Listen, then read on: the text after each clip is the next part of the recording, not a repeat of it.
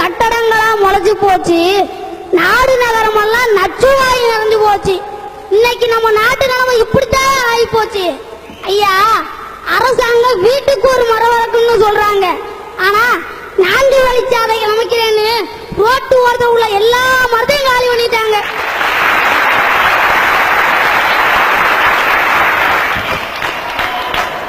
ஒரு மரத்தை வெட்டினா 10 மரம் உண்டுன்றாங்க.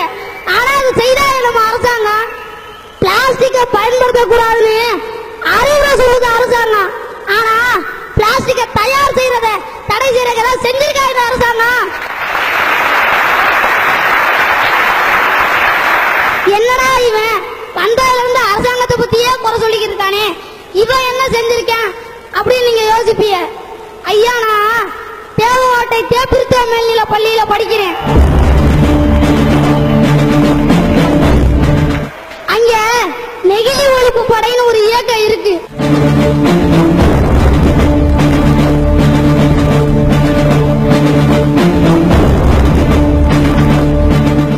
அந்த இயக்கத்துல நானும் ஒரு உறுப்பினர்.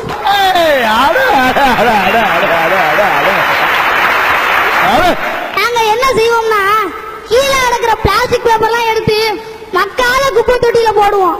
ஐயா, எங்க இயக்கம் இல்ல, பசுமை படை, நசாத், ஜேஆர்சி இப்படி பலதரப்பட்ட இயக்கங்கள். நாங்க தண்ணி ஊத்தி செடி நட்டு நாங்க எங்க ஸ்கூலைய பூங்காவன மாதிரி ஆக்கி வச்சிருக்கோம் சார்.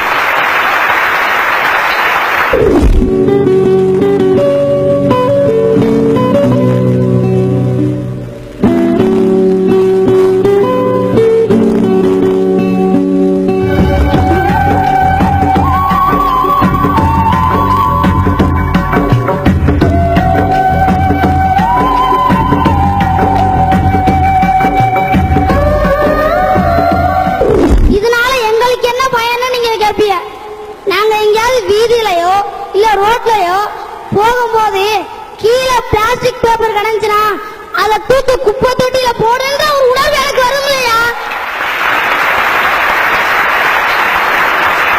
வருது.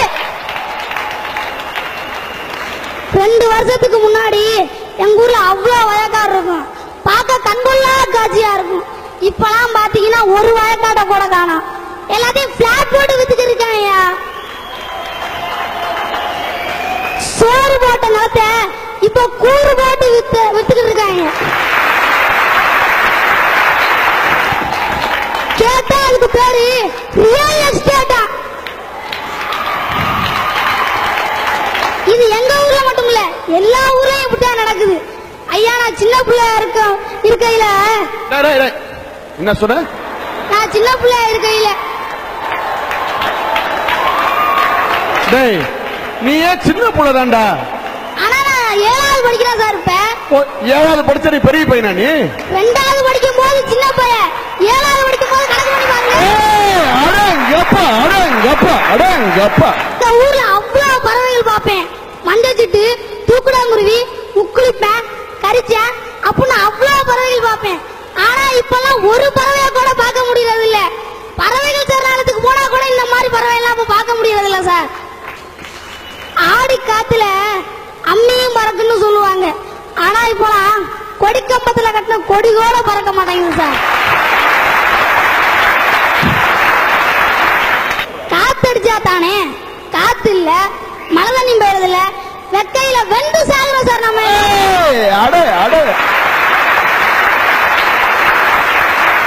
ஐயா, நீங்க குன்றக்குடி மலை பார்த்திருப்பிய, கொடைக்கானல் மலை பார்த்திருப்பிய, எங்கேயாவது பிளாஸ்டிக் மலை பார்த்திருக்கீங்களா?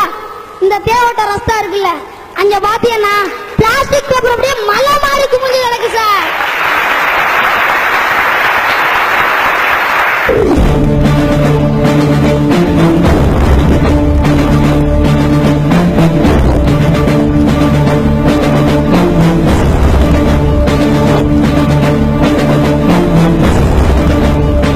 ராமேஸ்வரத்துக்கு இறங்கிக்கும் நடுவில் உள்ள மண்ணை அள்ளக்கூடாதுன்னு சொல்றாங்க. ஆனா அந்த மண்ணை அள்ளுனா நம்ம தமிழ்நாடு ஓன்னு வளருமா. ஆனா அந்த மண்ணை அள்ளக்கூடாதுன்றாங்க, ஆத்து மண்ணை அள்ளலான்றாங்க. ஆனா என்ன செய்யக்கூடாது, அந்த மண்ணை அள்ளலாம், ஆனா நம்ம ஆத்து மண்ணை தாய அள்ளக்கூடாது. ஆனா நம்ம நம்ம மக்கள் எதை செய்யணுமோ அதை செய்ய மாட்டாங்களா, எதை செய்யக்கூடாதோ அதை தயா செய்யறாங்க. ராமநாதபுரத்துல எல்லாம் மழையே இல்ல இல்லன்னு புலம்பிட்டு இருக்காங்க. இந்த இருக்க மேலூர்ல மழைய காணாமல புலம்பிட்டு இருக்காங்க. இதுக்கெல்லாம் காரணம் என்ன? ஒவ்வொரு மனுஷனும் நான் பிளாஸ்டிக் பேப்பர் பயன்படுத்தினாலோ, இல்ல நான் ஆத்து மண்ணாலோ, இல்ல நான் குவாரியை உடைச்சாலோ, இல்ல நான் மரத்தை வெட்டினாலோ சுனாமி வந்து என்னையா பாதிக்க போகுது, பூகம்பம் வந்து என்னையா பாதிக்க போகுது அப்படின்னு ஒவ்வொரு மனுஷன் நினைக்கிறதுனாலதான் நம்ம உலகின் அழிவு நோக்கியே போயிட்டு இருக்கு. ஐயா, சந்திர மண்டலத்துல தண்ணி இருக்குன்னு நாசா கண்டுபிடிச்சிருக்காங்க. இதனால நமக்கு என்ன பிரயோஜனம்? இந்த இருக்க சடையங்காட்டிலே தண்ணி இல்ல. இப்ப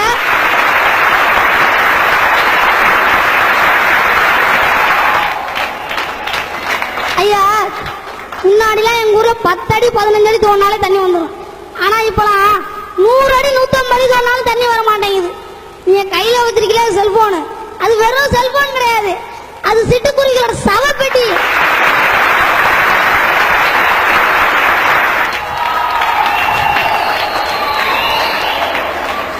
என் தாத்தா சுதந்திரத்துக்காக போராடினாங்க, என் அப்பா சோத்துக்காக போராடினாங்க. நான் இனிமே படிச்சு முடிச்சுட்டு வேலைக்காக போராடுவேன். என் மய நாளைக்கு உசுருக்காகவே போராடுவேன்.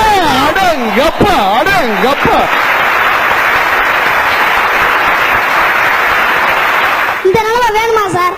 சார், நம்ம சந்ததி எல்லாம் நம்மள வாய் நிறைய வாழ்த்தணுமா இல்ல வயிறு நிறைய தூத்தணுமா? இந்த காக்கை தன்னோட வாழ்நாள்ல 30,000 விதைகளை விதைக்குமா? மனுஷங்க நாம ஒரு விதையாவது இதுவரை வச்சிருக்கோமா?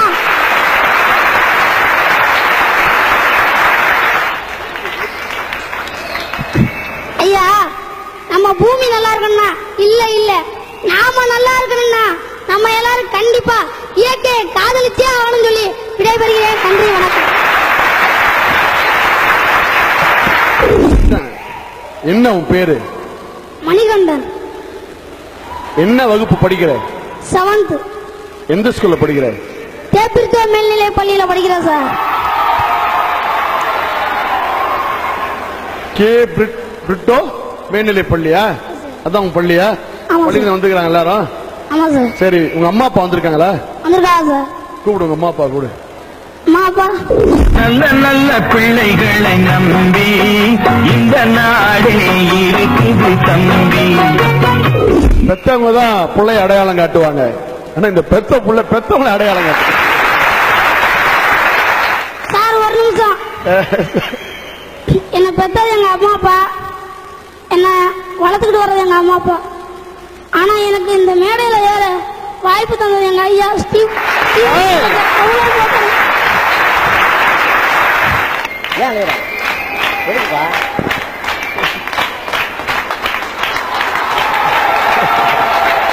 உங்க அம்மா அப்பா வந்திருக்காங்களா?